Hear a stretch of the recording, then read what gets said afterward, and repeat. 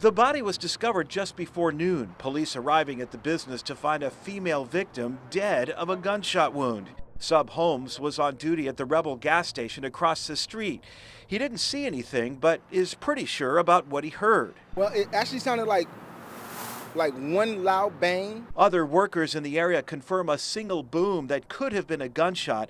Within minutes, they say police had taped off the area. I came out of the back to check the front of the store to make sure everybody in the store was okay. And that's when I noticed everybody running out to see what had happened out front. The victim still hasn't been identified, but some fear it could be the owner of the business.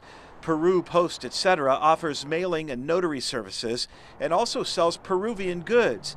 It's a relatively new business, and few in the area had even had a chance to meet the owner. Police haven't issued a statement in the case, but they have interviewed several possible witnesses and are still looking for more. They're also on the lookout for possible suspects. The Hot Shots bar next door may ultimately provide the break they need. They might have caught it on tape because the bar has a camera. For now, it's still being labeled a mysterious death. Investigators not ruling out the possibility of suicide, nor are they ready to rule out foul play.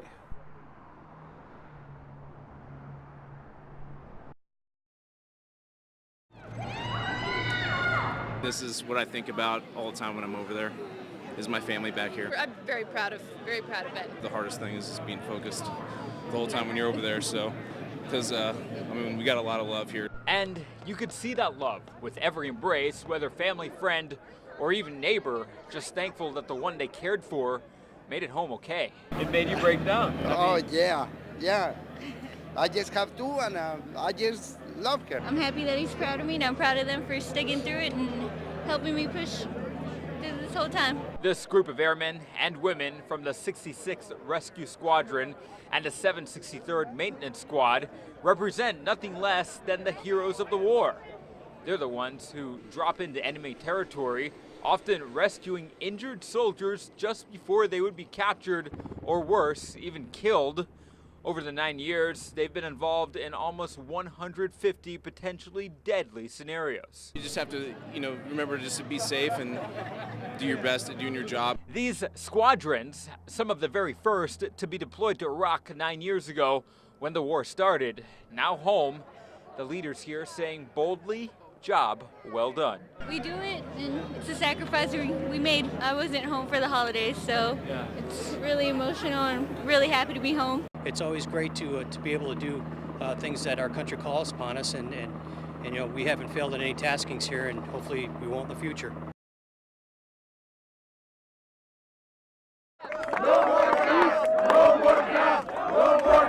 For a third night in a row now, more than 100 local cab drivers have staged a protest, this time in the parking lot of a strip mall near Swenson and Twain.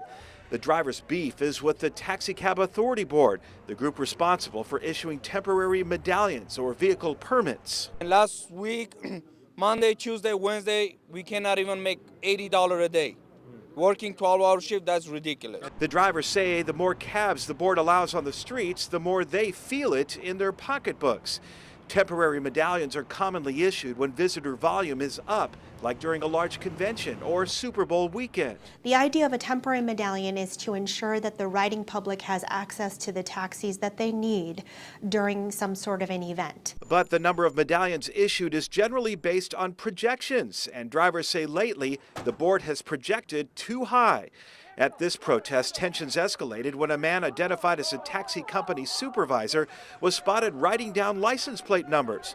The drivers chased after him, yelling, even throwing drinks at his car. Don't ever come back again. Since the protests began, some drivers say they've been threatened by cab company owners, even though all demonstrations have taken place during breaks or off days. Yellow Checker Star has posted a message on their computers and all the cabs that if they're found here, that they're going to be terminated. The drivers know by taking a stand they could lose their jobs, but say if they stand by and do nothing, they will disappear on their own.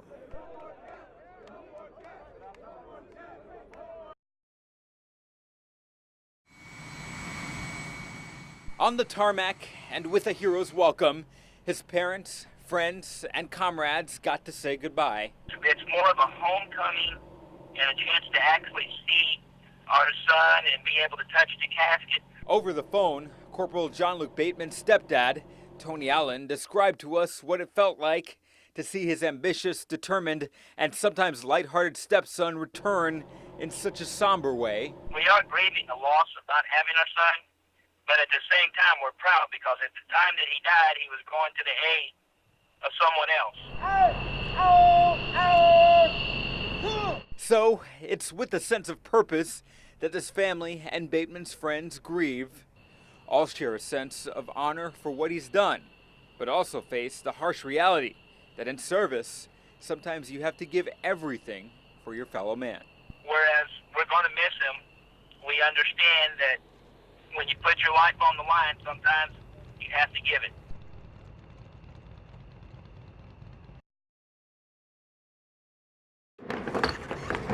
Right before I was out here with my son, and then I seen some strange characters walking by, so I was like, well, I'm going to get him out of here. I just saw them come to the skate park. I was riding around, and they just kept on looking around, seeing what people had. And it's on Facebook where Jake Sizemore found this photo of his buddy, Keaton Belliston. Friends say at this point he's communicating but possibly paralyzed by what allegedly went down here at this park. Sizemore says the two strangers took iPods and cell phones from Belliston and two others, but then they pulled out a gun and shot the 17-year-old. And that just takes out skateboarding, driving, all kinds of stuff.